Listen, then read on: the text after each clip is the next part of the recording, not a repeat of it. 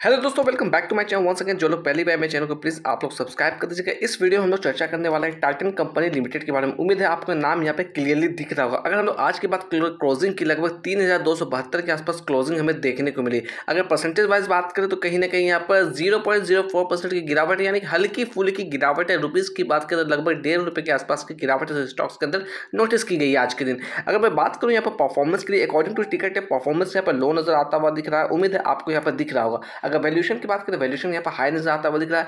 मैं किसी भी तरह का बाय और सेल का रिकमेंडेशन आपको इसके अंदर नहीं दे रहा हूँ। अगर आप इसके अंदर निवेश करना चाहते हो तो कहीं ना कहीं अपने फाइनेंशियल एडवाइजर से बात करिएगा, तभी इसके अंदर किसी तरह का डिसीजन लीजिएगा। अगर ग्रोथ की बात करें, अकॉर्डिंग टू टिकट है ग्रोथ यहाँ पर एवरेज नजर आता हुआ दिख रहा है। एंट्री पॉइंट की बात करें तो यहाँ पर गुड नजर आता हुआ दिख रहा है। अगर मैं चर्चा करूँ इसके अंदर फोरकास्ट एंड रेटिंग्स को लेकर, तो देखिएगा क्या कुछ निकलती हुई आ रही है। 32 एनालिस्ट ने इसे कवर किया, 63% की रिकमेंडेशन यहाँ पर आती हुई दिख रही है। अगर इस स्टॉक्स के अंदर हम लोग बात करें बड़े पीरियड्स की होल्डिंग के बारे में, तो यहाँ पर देखिएगा म्यूचुअल फंड की होल्डिंग की बात करें तकरीबन 6.41% निकलती हुई आ रही है। रिटेलर्स की बात करें तकरीबन 17% की होल्डिंग है। अगर एफआईज की बात करें, इनकी होल्डिंग 17.81% है, ऑलमोस्ट कहेंगे 18% के आसपास की है। अगर डोमेस्टिक इन्वेस्टर की बात करें, लगभग 5.78% की होल्डिंग यहाँ पर नजर आती हुई दिख रही है। अगर हम लोग बात करें इसके अंदर म्यूचुअल फंड के अंदर टॉप 5 म्यूचुअल फंड की इन्वेस्टमेंट के बारे में, जिसकी वेटेज सबसे ज़्यादा है, तो यहाँ पर देखिएगा मैं बात करूँ यूटीआई फ्लेक्सी कैप फंड की, तो इसकी वेटेज है 2.50% की। एचडीएफसी लार्ज कैप फंड की बात करें, इसकी वेटेज 2.02% है। अगर मैं बात करूँ एक्सिस ब्लू चिप फंड की, इसकी वेटेज है 1.14%। आदित्य बिरला सन लाइफ फंड की बात करें, इसकी वेटेज 1.12% निकलती हुई आ रही है। कोटक इक्विटी आर्बिट्रेज फंड की बात करें, इसकी वेटेज 1.05% निकलती हुई आ रही है।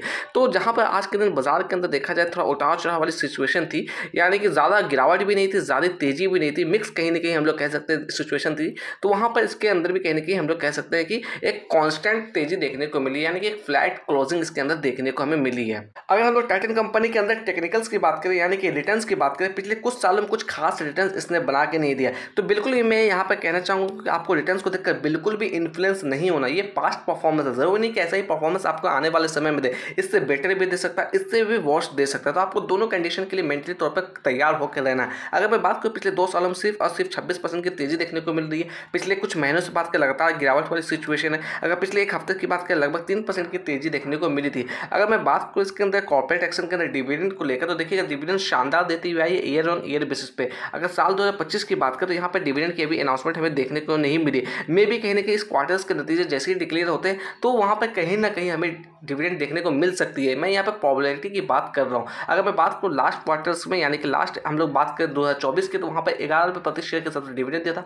साल 2023 की बात करें, वहाँ पर 10 रुपये प्रति शेयर के हिसाब से डिविडेंड दिया था। तो देखा जाए डिविडेंड शानदार आपको ईयर ऑन ईयर बेसिस पे देती हुई आ रही है। कुछ इंपॉर्टेंट चीज़ों को और लेकर चर्चा करेंगे। हम लोग चलते हैं ट्रेडिंग व्यू के प्लेटफॉर्म पर, वहाँ पर चार्ट पे भी चलेंगे, चार्ट पे भी चलकर लेवल्स को एनालाइज करने की कोशिश करेंगे। हम लोग आ गए हैं चार्ट पे, 1 डे के टाइम पे मैंने यहाँ पे चार्ट लगा रखा है। कुछ इंपॉर्टेंट चीज़ों को लेकर चर्चा करें इसके अंदर, तो ये स्टॉक्स अपने 50 डीएमए के ऊपर ट्रेड करता हुआ दिख रहा है। 50 डीएमए की वैल्यू की बात करें, इसकी वैल्यू निकलती है 3176 रुपये के आसपास। साथ ही साथ चर्चा कर ले हम लोग 200 डे मूविंग एवरेज की, इसकी वैल्यू निकलती हुई है 3315। अगर वॉल्यूम की बात करें, वॉल्यूम तकरीबन 9 लाख के आसपास की नोटिस की गई थी कल के दिन। अगर मैं बात करूँ कल के दिन की डिलीवरी और परसेंटेज की, शानदार डिलीवरी इसके अंदर उठाई गई थी। तकरीबन 66% की डिलीवरी उठाई गई थी। तो देखा जाए परसेंटेज वाइज तो काफी बेहतरीन डिलीवरी इसके अंदर उठाई गई है। अगर यहाँ पर हम लोग चर्चा करें तो चार्ट के ऊपर कुछ पैटर्न्स आपको नजर आती भी दिख रही है। पैटर्न्स मैंने इंडिकेटर की हेल्प से लगाया, आप चाहते हैं तो खुद से भी लगा के चेकआउट कर सकते हैं। मैं जो भी डाटा शेयर कर रहा हूँ सारा डाटा पब्लिकली अवेलेबल है, आप चाहते हैं तो खुद से भी चेकआउट कर सकते हैं। यहाँ पर देखिएगा मैं ये जो लेवल्स में दिखाने की कोशिश कर रहा हूँ आपको, ये इसके लिए एक सेलिंग एक्टिविटी एरिया है। ये जो लेवल्स देख रहे हैं ये हमारा बायस एक्टिविटी एरिया है। अगर समय में थोड़ा पीछे जाकर हम लोग चर्चा करें, ये जो आप लेवल्स देख रहे हैं ये कैंडल है आपका अगस्त 2023 की।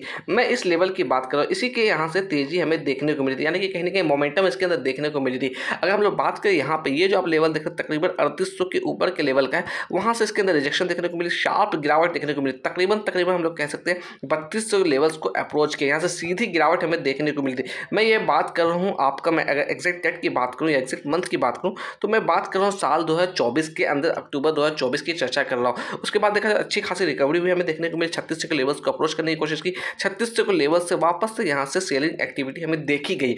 अभी यहाँ पर हम लोग बात करें, ये जो आप लेवल्स देख रहे हैं तकरीबन यहाँ पर हम लोग चर्चा करें तो ये लेवल्स है आपका 2926 का। इसी लेवल के आसपास यहाँ पर बाइंग एक्टिविटी देखी गई है और वापस से इसके अंदर अपसाइड का मोमेंटम हमें देखने को मिल रही है। अगर यहाँ से मार्केट के अंदर जिस तरह की तेजी देखने को मिल रही है पिछले कुछ दिनों से, वैसी तेजी रहती है तो ये स्टॉक जल्दी आपको 3400 के लेवल्स के पास भी जाता हुआ दिख सकता है। नेक्स्ट कहीं ना कहीं ये 3600 तरफ की मूव करता हुआ भी दिख सकता है। तो आपको सिंपली अवेयरनेस के साथ काम करना, किसी भी तरह की जल्दबाजी नहीं करना। मैं किसी भी तरह का बाय और सेल का रिकमेंडेशन नहीं दे रहा हूँ। अगर मैं टेक्निकल्स की चर्चा करूँ तो मैं आपको टेक्निकल्स भी दिखाने की कोशिश करूँगा इसके अंदर।